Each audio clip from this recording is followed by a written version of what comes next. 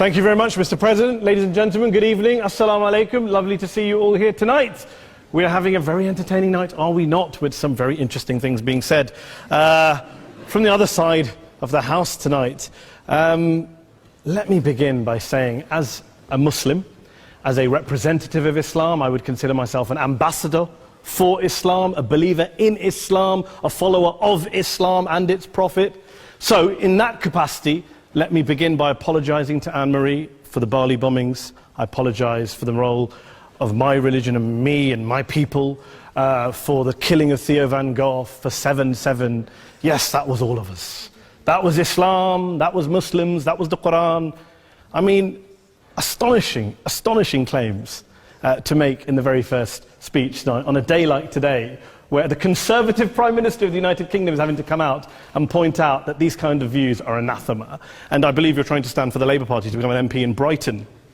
If you do, and you make these comments, I'm guessing you'll have the whip withdrawn from you, but then again, UKIP's on the rise, they'll take you, the BNP, they might have something to say about your views. This is what Mehdi Hassan always does. By the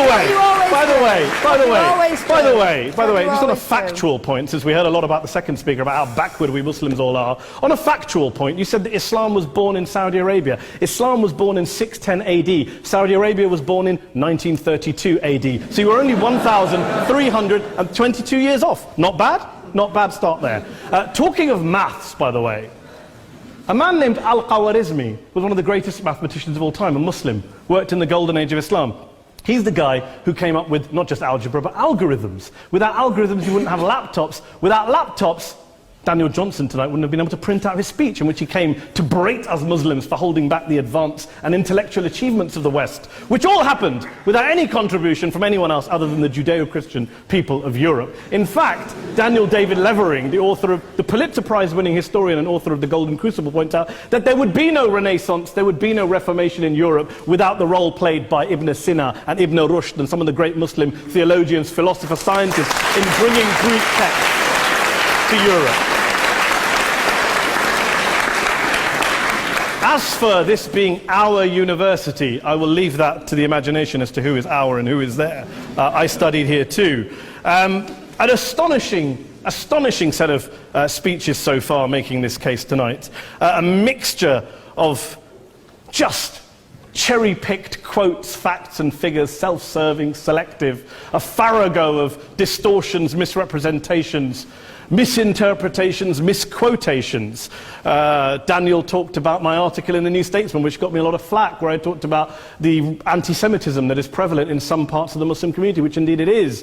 Of course, I didn't say in that piece that it was caused by the religion of Islam. In fact, modern anti-Semitism in the Middle East was imported from, finish the sentence, Christian, Judeo-Christian Europe, where I believe some certainly bad things happened to the Jewish people. In fact, Tom Friedman, Jewish-American columnist in the New York Times, told me in this very chamber last week that he believed, had Muslims been running Europe in the 1940s, 6 million extra Jews would still be alive today. So I'm not going to take lessons in anti-Semitism from someone who's here to defend the Judeo-Christian values of a continent that murdered 6 million Jews.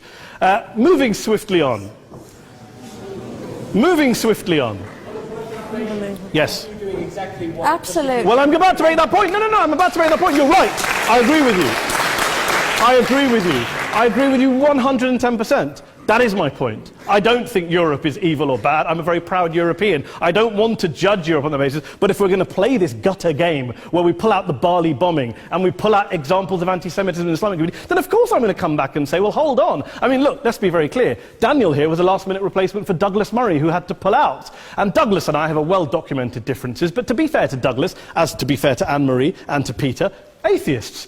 Atheists see all religions as evil, violent, threatening. What the problem I have with Daniel's speech is that Daniel comes here to run this robust defense of Christianity, forgetting that his fellow Christians, people who said they were acting in the name of Jesus, gave us the Crusades, the Spanish Inquisition, the anti-Jewish pogroms, European colonialism in Africa and Asia, the Lord's Resistance Army in Uganda, not to mention countless arson and bomb attacks on abortion clinics in the United States of America to this very day. I would like a little bit of humility from Daniel first before he begins lecturing other communities and other faiths on violence, terror and intolerance. But, no thank you. Some water. But I would say this, to address the gentleman's very valid point here, I'm not going to play that game. I don't actually believe that Christianity is a religion of violence and hate because of what the LRA does in Uganda or what Crusaders did to Jews and Muslims in Jerusalem when they took back the city in the 12th or 13th or whatever century it was.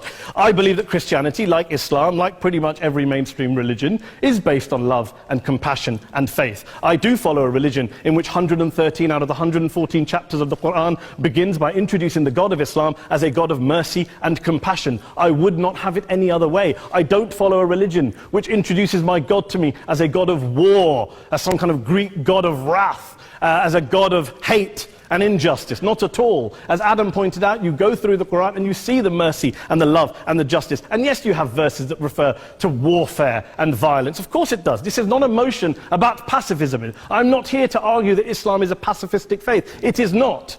Islam allows military action, violence in certain limited contexts. And yes, a minority of Muslims do take it out of that context. But is it religious? We talked about Woolwich. Daniel and Anne-Marie have suggested that it's definitely religion that's behind all of this. Well, actually, what I find so amusing tonight is we're having a debate about Islam. And the opposition tonight have come forward. We have a graduate in law, a graduate in modern history, a graduate in chemistry. And, you know, I admire all of their intellects and their abilities, but we don't have anyone who's actually an expert on Islam, a scholar of Islam, a historian of Islam, a speaker of Arabic, even a terrorism expert or a security expert or a pollster, let alone to talk about what Muslims believe or think. Instead, we have people coming here, putting forward these views, putting forward these sweeping opinions. Listen to Professor Robert Pape of the University of Chicago, one of America's leading terrorism experts, who, unlike our esteemed opposition tonight, studied every single case of suicide terrorism between 1980 and 2005, 315 cases in total. And he concluded, and I quote, "There is little connection between suicide terrorism and Islamic fundamentalism or any of the world's religions. Rather, what nearly all suicide terrorist attacks have in common is a specific secular and strategic goal to compel modern democracies to withdraw military forces from territory that the terrorists consider to be their homeland." And the irony is, when we talk about terrorism, the irony is that the opposition and the Muslim terrorists, the Al-Qaeda types, actually have one thing in common. Because they both believe that Islam is a warlike, violent religion. They both agree on that. They have everything in common. Osama bin Laden would be nodding along to everything he's heard tonight from the opposition side. He agrees with them. The problem is that mainstream Muslims don't. The majority of Muslims around the world don't. In fact, a gentleman here started quoting all sorts of polls. Gallup carried out the biggest poll of Muslims around the world, of 50,000 Muslims in 35 countries. 93% of Muslims rejected 9/11 and suicide attacks. And of the 7% who didn't, they all, when polled and focus grouped, cited political reasons for their support for violence, not religious reasons. And as for Islamic scholars and what they say, well, Daniel talks about our University of Oxford. We'll go down to Oxford Centre for Islamic Studies, get hold of a man named Sheikh Afifi al-Akiti, who is a massively well-credentialed and well-respected Islamic scholar, who has studied across the world, who in the days after 7/7 published a fatwa denouncing terrorism in the name of Islam, calling for the protection of all non-combatants at all times, and describing suicide bombings as an innovation with no basis in Islamic law. Go and listen to Sheikh Tahir al-Qadri, one of Pakistan's most famous Islamic scholars, who published a 600-page fatwa condemning the killing of all innocents and all suicide bombings unconditionally without any ifs or buts. There's nothing new here. This is mainstream Islam, mainstream scholarship, which has said this for years. You don't go out and kill people willy-nilly in the high street or anywhere else, on a bus or a mall, based on verses of the Quran that you cherry-pick without any context, any understanding, any interpretation, or any commentary. Point of information. Please. Well, It doesn't happen, apparently. I didn't say it doesn't happen at all. I never said it didn't happen. I don't blame Islam. Yes, it's a very good point. And a lot of us are campaigning against that. And we're campaigning against it in the name of Islam. We're campaigning against it in the name of various interpretations of Islam. Anne-Marie comes and scares us with her talk of Sharia law. I would like to see the book of Sharia law. It doesn't exist. People argue over what Sharia law is. And you empower the extremists by saying there is only one version. You empower them all. I don't believe you took any interruptions, Anne-Marie, so I think you should stay there for a moment. Several countries. Here's what we're dealing with. Minority, Here's what we're dealing with. We are dealing, I took your point. Here we are dealing with a 1400-year-old global religion, followed by 1.6 billion people in every corner of the world, a quarter of humanity, of all backgrounds, cultures, ethnicities. And yet the opposition tonight wants to generalize, stereotype, smear in order to desperately win this debate. And here's my question, if we're going to generalize and smear.